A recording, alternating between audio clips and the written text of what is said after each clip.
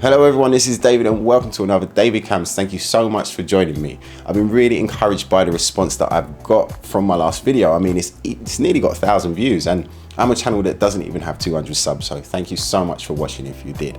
You can expect weekly videos from me for now. Hopefully we're going to push that up as the channel grows. But again, thank you so much if you're subscribed and thank you so much for watching. Of course, can't make a video this week without mentioning Apple and the release of the iPhone 12 series. 4 new devices I think they've released: the iPhone 12, the iPhone 12 mini, the iPhone 12 Pro and the iPhone 12 Pro Max. As usual, when it comes to the hardware, Apple have knocked it out of the park.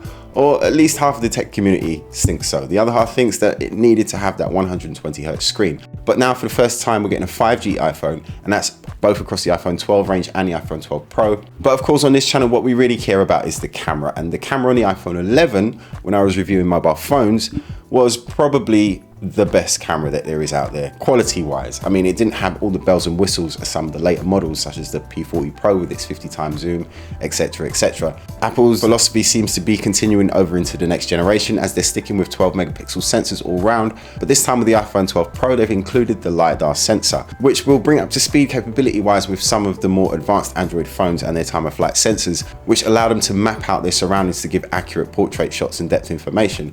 But with the LiDAR sensor, that depth information is going to be gathered from a much further range, so it will be able to see much further. It should make for some really interesting applications and some beautiful portrait shots.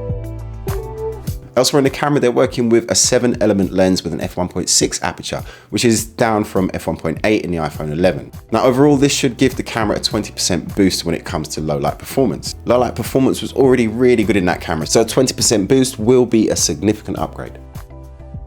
But there were some disappointments when it came to the iPhone 12 launch, because we was expecting to see that 120Hz display, which we get in things like the Note 20 Ultra, which really does improve the user experience. There's no other way of putting it. It really does enhance it. Now, my theory behind Apple going without the 120Hz display is that they're just always a little bit too stingy with their battery. They must have had to put a larger battery in this time to incorporate the 5G, which is, anybody who's used a 5G phone will know that it's a massive drain on power, but so is a 120Hz display, so is a 90Hz display. But it turns out that the battery in the iPhone 12, according to information leaked by one of the carrier websites, will be even smaller than the battery that we saw in the iPhone 11. According to this page, the iPhone 12 and the iPhone 12 Pro will have the same 2,775 mAh battery, while the largest Pro Max version will have a 3,687 mAh battery. The iPhone 12 mini will have an even smaller battery at just 2,227 mAh. Interestingly, the page also says that the iPhone 12 will have 4 gigs of RAM and the 12 Pro will have 6 gigs. Some may think these are quite disappointing specs for a 2020 phone, but in reality, what this shows is just how superior in optimization and in efficiency the Apple products are compared to every other phone on the market. Despite the smaller battery, Apple say the iPhone 12 Pro will stream up to 12 hours of video, which is very impressive, especially with a battery that in some cases is about half of what we would see on high-end Android phones. I'm sure many manufacturers would love to get away with putting less than 3,000 mAh in their phone. The other disappointment that was had for many people is that they know now that there will be no charger or headphones in the box when they buy the iPhone 12. Now, I don't know if this is a good thing or a bad thing. I mean, their reasoning is that it's better for the environment, and theoretically that's true.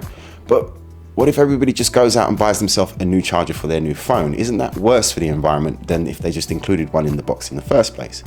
I suppose we just have to wait and see. Time will tell. There was lots of other announcements at the launch, but Apple do like to bang on about stuff that only the real tech heads understand. 11.8 billion transistors on the chip. I mean, that makes sense to tech heads, but to your average consumer, which is the vast majority of the people who buy the iPhone, it means absolutely nothing. But anyway, there's a million videos about the iPhone 12 launch if you want to know more. Canon have been really busy of late with the release of the R5 and the R6. But by the end of October, 2 new products will come from them. The first is the M50 Mark II, which is another mirrorless camera, but this time an APS-C designed for bloggers. It is tiny form factor, great for people with tiny hands and for social media addicts. It's almost like they made it especially for him. The M50 Mark II hasn't changed a whole lot from the Mark I. Most of the changes are software based. Vertical shooting has now been added for things like Instagram stories. Donnie will also love the fact that we now have wireless live stream to YouTube without the need for a laptop. Canon's free EOS webcam utility will also get you looking great in them Zoom calls with ease. But other than a few more enhancements to the UI and the improved autofocusing system, the actual image quality is going to be pretty much the same as the Mark I, with the same 24.1 megapixel APS-C sensor and the same Digit 8 processor that will deliver cropped 4K at 24 frames per second. Still, for the price of $599 or £460 for the body only, going up to $929 or £715 for the double zoom lens kit with the EFM 15 to 45mm and EFM 55 to 200mm.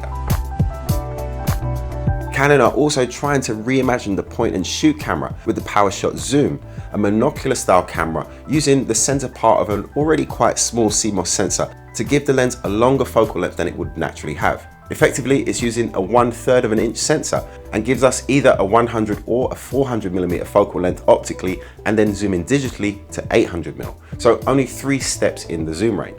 The PowerShot Zoom has a 12 megapixel sensor that can capture 1080p video at 24 frames per second and at 30 frames per second, although its autofocus capabilities are not going to be what we've come to expect from Canon cameras. It only offers 1.0 AF or face tracking AF. Not really a big deal with this type of camera and kind of expected with a so-called point and shoot. I think in principle it's a good idea as there could be a market for compact super zoom cameras, but I'm not too sure about the form factor and unfortunately it's only available in white. I think it would look so much better in black. The PowerShot Zoom records files to a micro SD card, which does feel a little bit odd considering that memory isn't really that expensive, and with this type of product you would expect it to have its own internal memory. However, it does have an internal battery which charges via USB-C. But for $299, you probably could have a lot of fun messing around with that 800mm zoom. Canon have released quite a few products this year, but they're not done yet. We've already had the R5 and the R6 as well as the ATD. But we're still waiting on their top of the line camera, the R1. The latest rumors are that it will have a global shutter, which is a first for this type of camera. A global shutter will read the entire sensor simultaneously and eliminate rolling shutter, which is the wobble that you get when you move a camera side to side really quickly. In fact, Canon have filed some patents recently for a new type of full frame imaging sensor that will use global shutter and what they're calling quad pixel autofocus. The system seems to build on the already outstanding dual pixel autofocusing system, and together with a global shutter, whatever camera this sensor ends up in will be a formidable piece of kit. And finally, Panasonic have released their rumored micro four thirds cinema camera, the BGH1. Coming in at around £2,000, it does offer an interesting alternative for budget filmmakers, giving them all the flexibility that they would need, as well as superb video quality from the 10.2 megapixel LiveMOS sensor. This sensor has dual native ISO for solid low light performance despite its smaller size. The camera can simultaneously record Cinema 4K or 4K at 60 frames per second in 420 10-bit internally, or Cinema 4K 4K at 60 frames per second 422 10-bit via HDMI to an external recorder. This is up from internal recording at 30 frames per second 420 10-bit from the GH5S. Interestingly, Panasonic have reworked the sensor output to give it less noise at its base ISO rather than trying to reduce the noise over the full ISO range. This also allowed them to widen the gamma curve that the camera uses in its V-Log-L profile, giving it more dynamic range than the GH5S. Despite it not having a viewfinder or a screen of its own, you can use the camera independently of any other equipment. The camera's tiny footprint, along with those smaller micro four thirds lenses, will make it ideal for drone use or for situations where you can't really get a full-size camera.